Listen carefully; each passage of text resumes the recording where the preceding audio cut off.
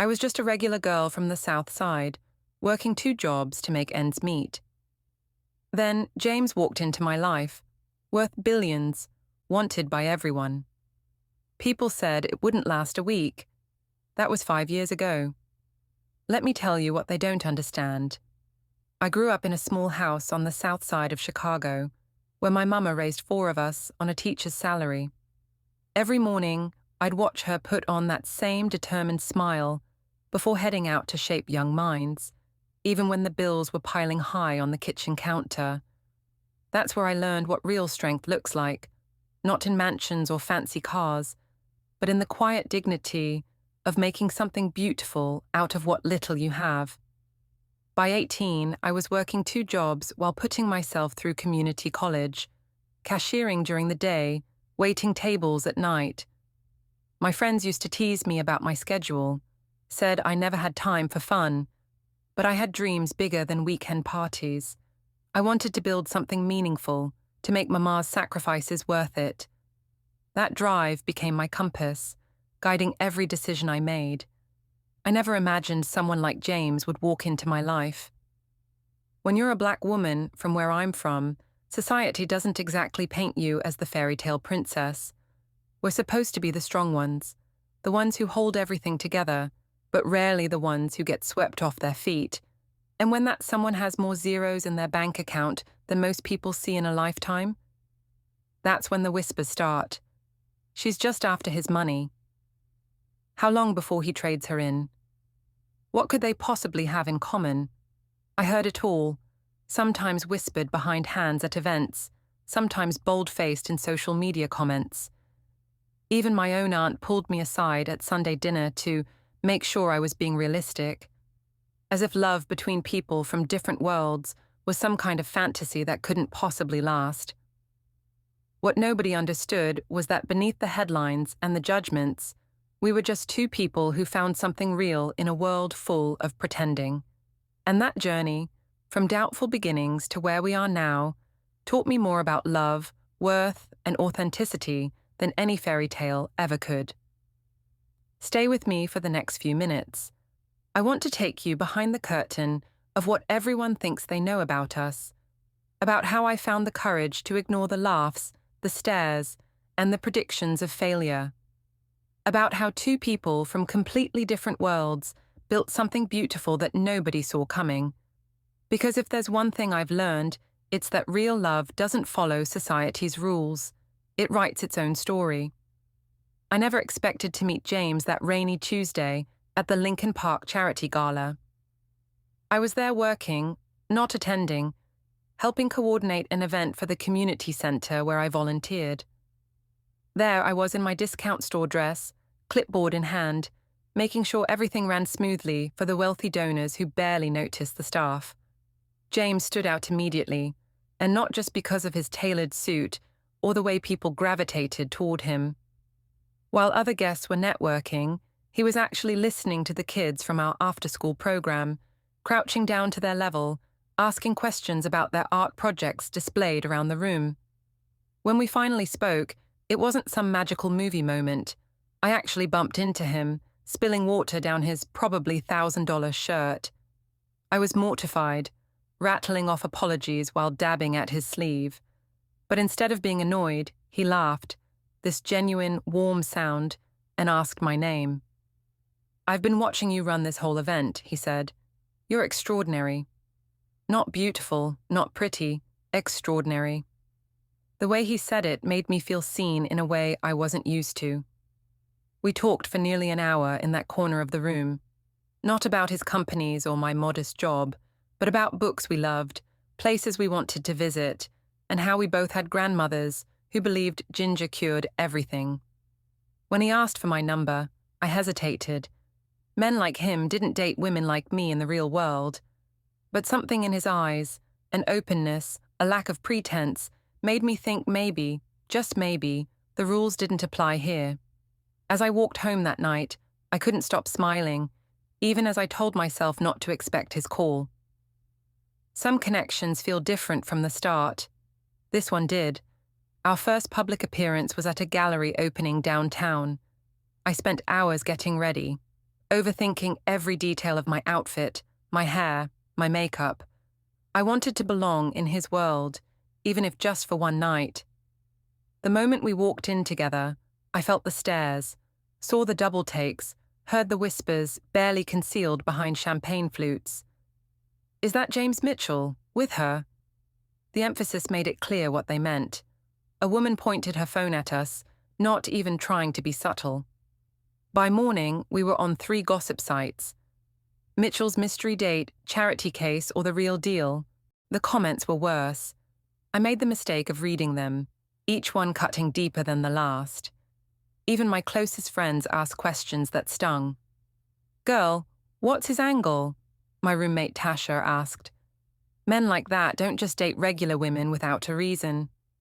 My brother Marcus was more direct. "Just be careful. When this ends, you're the one who'll be hurt. Not if, when. Like our expiration date was already set." James faced his own version of this. His business partners made jokes about jungle fever. His mother, during our first meeting, spent the entire dinner questioning my education and family background, like I was applying for a position rather than dating her son. One of his ex-girlfriends, a senator's daughter, cornered me in a bathroom to inform me I was just a phase before his inevitable suitable marriage. The hardest part wasn't the outside noise, though. It was watching James witness it all, seeing the flicker of anger in his eyes when someone was rude to me, feeling him squeeze my hand under tables when conversations turned uncomfortable. "I'm sorry," he'd whisper later, as if any of it was his fault. Those moments showed me something rare in his character. He felt protective not of my body or my beauty, but of my dignity, and that meant everything. 6 months in, the honeymoon phase began to fade, and reality set in. It wasn't James who changed, it was me. Each time we entered another exclusive restaurant where I was the only black face, each time I struggled to follow conversations about boarding schools and summer homes in the Hamptons, a voice in my head grew louder. "You don't belong here." I remember standing in his penthouse one evening, staring at the city lights below, wondering if I was fooling myself. Earlier that day, I'd mispronounced a French wine at lunch with his colleagues, and though no one said anything, their exchanged glances spoke volumes. James hadn't noticed, but I had catalogued every microaggression, every subtle reminder that I was an outsider. "What are we really doing?" I asked him that night, my voice barely audible. "We come from completely different worlds. I don't know the right forks to use. I don't have stories about summers in Europe. Half the time, I don't even understand the references your friends make." The doubt wasn't just about social differences. It was deeper. Would he eventually tire of explaining his world to me? Would I lose myself trying to fit into it? My cousin Deja had warned me, "Girl, don't change who you are for any man, no matter how many commas are in his bank account." But I wasn't sure anymore where adaptation ended and losing myself began. What terrified me most wasn't the thought of him leaving. It was the fear that I might stay too long, becoming someone I didn't recognize just to keep this dream alive. Someone who abandoned Sunday dinners with family for cocktail parties, with people who'd never truly accept me. Someone who forgot where she came from because she was so focused on where she wanted to be. The woman in the mirror was starting to look like a stranger, and that scared me more than any nasty comment online ever could. Just when my doubts were loudest, James surprised me. Instead of another gallery opening or charity gala, he asked to spend Sunday with my family. There he was, the man whose net worth could buy our entire neighborhood, sitting at Mama's cramped kitchen table, eating collard greens and cornbread, genuinely interested in my uncle's fishing stories. No pretense, no checking his watch. "Your family's amazing," he told me later that night. I haven't laughed that hard in years. The way he said it, like he'd been given a gift rather than made a sacrifice, shifted something between us. The next weekend, he took me to his childhood home, not the mansion where he grew up, but the modest apartment his parents had when he was born. Nobody sees this side of me, he confessed. Most people just want the billionaire, not the person. We started creating our own traditions. Tuesday movie nights in sweatpants. Cooking lessons where I taught him my grandmother's recipes. Weekends volunteering at the community center. In those ordinary moments, the extraordinary happened. We found our rhythm, a balance neither of us had experienced before. He showed me his world without expecting me to change for it, while genuinely wanting to understand mine. When I stumbled over wine names or used the wrong fork, he'd whisper jokes to make me laugh instead of shrinking from embarrassment. When his friends made subtle digs, he started calling them out instead of smoothing things over. "You've made me brave," he told me one night under the stars on his balcony. "Before you, I was just playing a role everyone expected." I realized then that while everyone saw our differences, they missed what connected us. We both knew what it meant to wear masks, to navigate worlds where we felt we didn't fully belong, to yearn for something authentic in a superficial landscape. With each layer we peeled back, each vulnerability we shared, the foundation grew stronger. Not because our worlds merged perfectly, but because we created a new one together. 8 months into our relationship, everything imploded. An old college friend of mine sold Our Story to a tabloid, complete with private photos, text messages, and enough half-truths to make it believable. The headline was brutal. Gold digger hits jackpot. Inside, James Mitchell's relationship with ambitious nobody. My phone exploded. Reporters camped outside my apartment. Strangers sent messages calling me horrible names. The community center, where I volunteered, asked me to take a break to avoid negative attention. Even my mother received calls. It was humiliating on every level. I expected James to distance himself, to protect his reputation, his business, his family name. That's what everyone predicted he would do. Instead, he showed up at my door with takeout and a simple question: "What do you need from me right now?" Not, "How could this happen?" or "What were you thinking?" Just, "What do you need?" I broke down completely.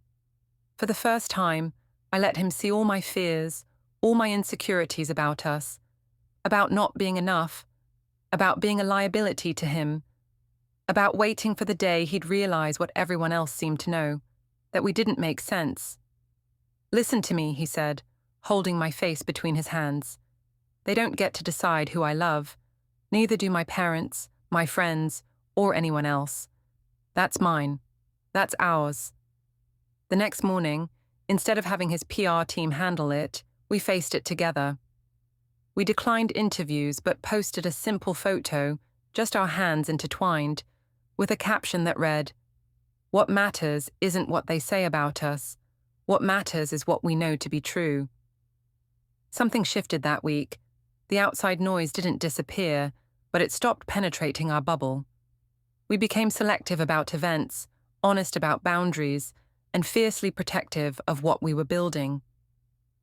The opinions that once seemed so important faded against the reality of what we'd found.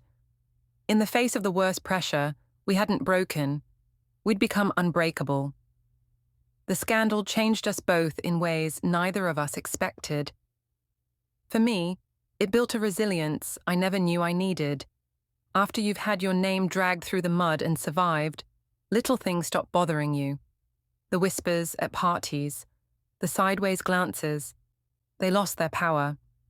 I started walking into rooms, his rooms, with my head high, no longer apologizing for taking up space. James changed too.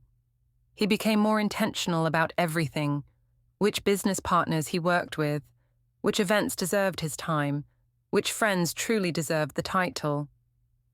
"You've helped me see what matters," he told me one night. "I spent years chasing validation from people whose opinions shouldn't count." We both learned to set boundaries.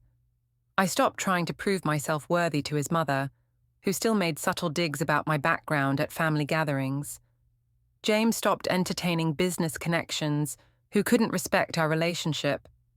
We became each other's safe harbor in a world that still sometimes felt determined to pull us apart. My perspective on wealth shifted dramatically. Before James, I'd seen money as the ultimate security, the thing that would solve everything. Through him, I saw its limitations, how it created walls, fostered distrust, and often brought out the worst in people. "Sometimes I envy you," he confessed once. "You grew up knowing who genuinely cared about you." Meanwhile, I brought different gifts to the table. I taught him about community, about showing up for people without expectation, about finding joy in simple moments. My world expanded through him, but his expanded through me too. The woman who once felt out of place now moved confidently between worlds, mentoring kids at the community center one day, addressing investors the next. The man who once hid behind his wealth now found value in being truly known, not just admired. Together, we became more authentic versions of ourselves, not because we changed for each other, but because we created space for each other to grow. 5 years later, here we are. That phase everyone predicted would last a few months has weathered more storms than most lifelong relationships. We live in a brownstone, in a diverse neighborhood, not the penthouse or the suburbs, but a place that feels like us. A home we've built with intention, just like our relationship. James still runs his companies, but with new purpose. He's created scholarship programs for kids from my old neighborhood and mentorship opportunities that don't just look good on paper, but actually change lives. I finished my degree and now run the community center where we met, expanded now with programs that serve 3 times as many families. We balance each other. When he gets caught up in big picture thinking, I remind him about individual impact. When I get overwhelmed by day-to-day challenges, he helps me see the broader vision. We still face judgment sometimes. There will always be people who look at us and see only what they expect. A rich man and the woman they assume is with him for his money. But those voices have faded to background noise. The people who matter know the truth. Last month, at my mother's 65th birthday party, I watched James helping my nephews with their science project, completely absorbed in their questions, no phone in sight. Later that night, I found him and my father deep in conversation on the porch, laughing like old friends. These moments, the real ones that happen when no one's watching, they're what love actually looks like. The greatest lesson I've learned is this: true love isn't about finding someone from the same background or someone who checks all the conventional boxes. It's about finding someone who sees you, really sees you, and chooses to build something meaningful together, regardless of what the world thinks. Someone who makes you more yourself, not less. Those who laughed when a billionaire chose someone like me, they weren't seeing what he saw. They still don't. And that's okay. This love wasn't for them to understand. It was for us to live. Looking back at our journey, I realized that what seemed like an unlikely love story has given me wisdom I never expected to gain. Society loves to put people in boxes, telling us who we should love, how relationships should look, what makes sense and what doesn't. But the most beautiful connections often happen when we step outside those lines. Every relationship faces challenges. Ours just happened to come with a spotlight and a chorus of doubters. In a strange way, I'm grateful for that pressure. It forced us to be intentional from the beginning, to constantly check in with each other, to never take what we were building for granted. Without those obstacles, we might have missed the depth of what we could create together. The truth is, love doesn't care about bank accounts or backgrounds or skin color. It doesn't follow rules or expectations. Real love, the kind that transforms you, simply asks, "Do you see me? Do you choose me? Will you grow with me?" Everything else is just noise. I'm not saying it's always easy. There are still moments when our different worlds collide in uncomfortable ways. There are still family members who don't fully get it, still strangers who make assumptions. But those challenges no longer define us. They're just part of our story, a story that belongs to us alone.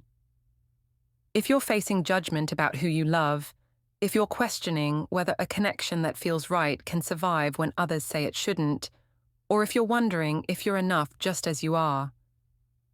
I hope our journey gives you courage. The most powerful decision I ever made wasn't falling in love with James.